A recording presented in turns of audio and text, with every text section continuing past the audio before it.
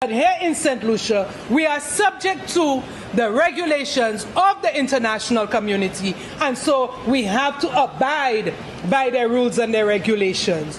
But in that, Madam President, we must be careful not to tamper with good working systems that now cause our demise at this time.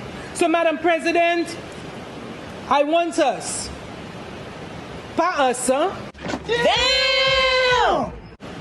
I want the opposition to take responsibility for what they did to the CIP program, what they have touted to the community as if it is the corrupt practices of the Philip J. Pierre administration that brought it there today. No, that is another confession that they must make to the people, that I am sorry for what I did to the CIP program that has led to this authority being established.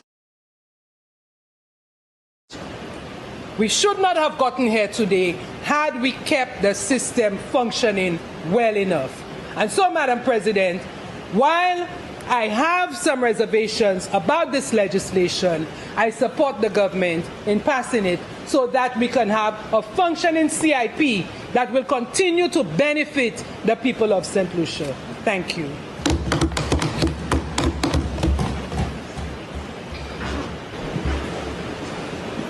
Senator Norbert. Thank you, Madam President. What I want to say about this is, finally, you know, in the words of Senator Jean, she said, and I quote, "We had no other choice," unquote, but to take it to the regulatory authority. And I think growing up, watching movies where you see guys with 2 free passports in a bag, you always knew that they were criminals. I don't want peace. I want problems, always. But today, as Senator said, the horse has left the pen. Citizenship by investment is accepted. It is one way in which we generate revenue, one way in which we sustain our economy. And I heard the sister Senator Jean says, "Nous se wavet devant poule." And it is this thinking that we continue to see ourselves as cockroaches in front of chickens that make us accept selling our identity to those who can afford it. I believe that one day our people can generate enough revenue for us to consider ourselves as fellow chickens and maybe even chicken hawks. Because the claim that St. Lucia has no resources, so we have to settle for such initiatives, is a wrong claim.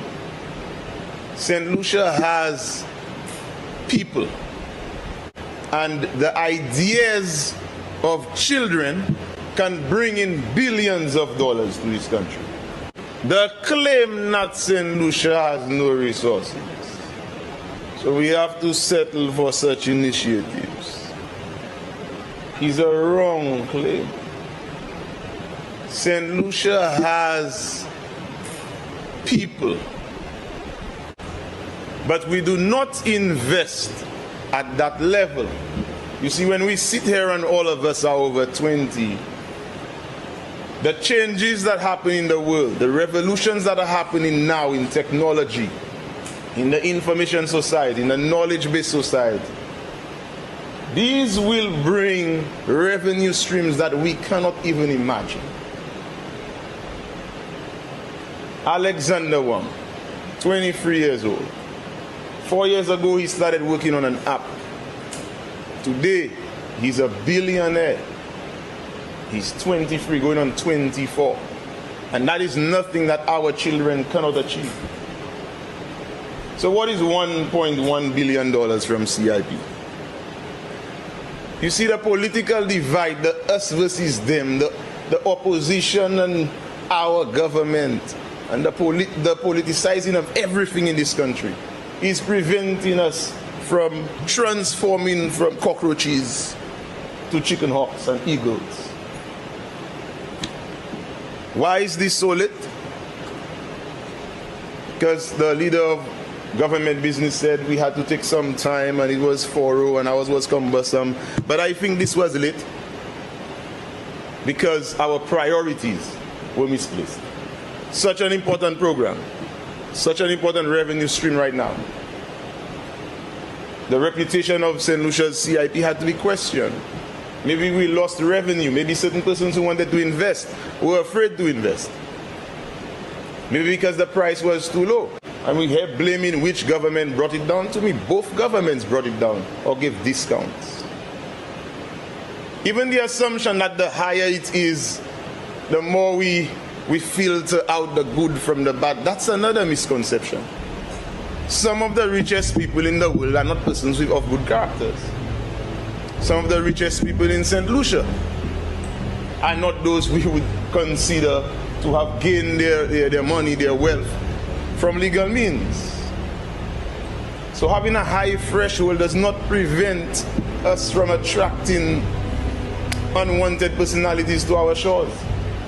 It's time that we, in this chamber, upper house, lower house, local government, schools, teachers, parents, we begin believing in our people as our resource, as the replacement for this, I will dare to say, petty revenue stream called CIP. We can do so much better. We needed stronger leadership in the last 4 years to ensure that we did not get to this level. I think this is a little too late, but nonetheless we have to do what we have to do, since for now nous c'est wavet Liverpool.